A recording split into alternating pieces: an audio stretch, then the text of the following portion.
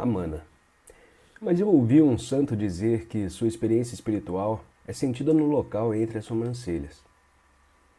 Como eu disse anteriormente, essa é a realização final e perfeita, que transcende a relação sujeito-objeto. Quando é alcançada, não importa onde a experiência espiritual é sentida. Mas a questão é, qual das duas é a correta visão? Isso é, que o centro da experiência espiritual é o local entre as sobrancelhas ou é o coração? Para os propósitos da prática, você pode se concentrar entre as sobrancelhas. Seria então bhavana ou contemplação imaginativa da mente, enquanto o estado supremo de anubhava, ou realização, com o qual você se torna totalmente identificado e no qual sua individualidade é completamente dissolvida, transcende a mente. Não pode haver, então, centro algum para ser experimentado por você como um sujeito distinto e separado dele. Gostaria de fazer a pergunta de uma forma ligeiramente diferente. Pode o local entre as sobrancelhas ser chamado de sede do si mesmo? Você aceita que o si mesmo é a fonte primária da consciência e que ele subsiste igualmente durante os três estados da mente. Mas veja o que acontece quando uma pessoa em meditação é vencida pelo sono. Como primeiro sintoma, sua cabeça começa a se inclinar, o que não aconteceria se o si mesmo estivesse situado entre as sobrancelhas ou qualquer outro lugar na cabeça. Se durante o sono a experiência do si mesmo não é sentida entre as sobrancelhas, esse centro não pode ser chamado de sua sede sem a implicação de que o si mesmo frequentemente abandona o seu lugar próprio, o que é um absurdo. O fato é que o sadhaka pode ter sua experiência em qualquer centro ou chakra no qual concentra sua mente. Mas por essa razão, esse local particular da sua experiência não se torna ipso facto a sede do self. Há uma interessante história sobre Kamal, o filho do santo Kabir, que serve como ilustração para mostrar que a cabeça, e com mais forte razão, o local entre as sobrancelhas, não pode ser considerada a sede do si mesmo.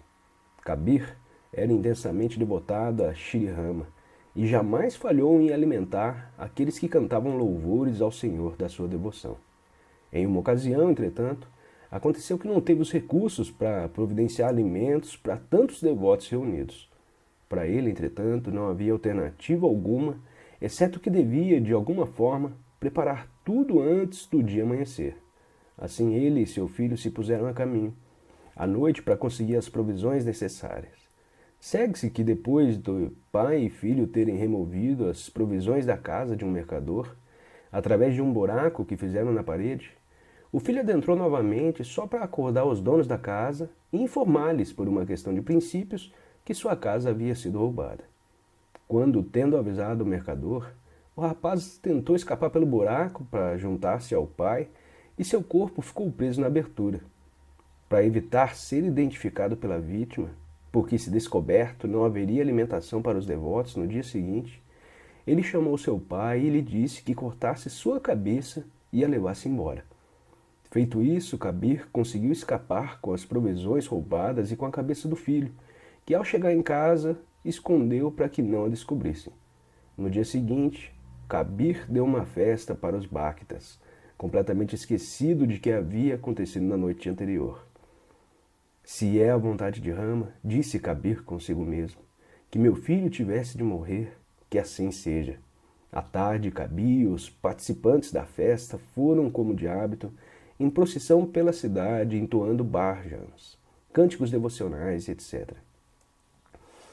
Enquanto isso, o dono da casa assaltada notificou o rei, apresentando como prova o corpo mutilado de Kamal, o qual não lhes forneceu pista alguma.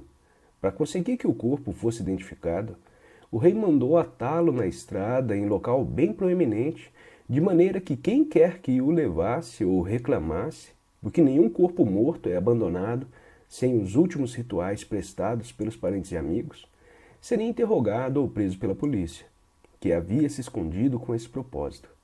Kabir e seus convidados, com os bhajans, em pleno andamento, vinham pela estrada quando, para espanto de todos, o corpo mutilado de Kamal, considerado como totalmente sem vida, começou a bater palmas, acompanhando o ritmo da música cantada pelo grupo.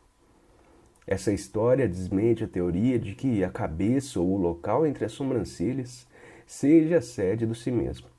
Pode-se também observar que, quando no campo de batalha, a cabeça de um soldado em ação é separada do corpo por um súbito e forte golpe de espada, o corpo continua a correr ou a mover seus membros por alguns momentos, numa simulação de luta como em zombaria, antes de finalmente cair morto.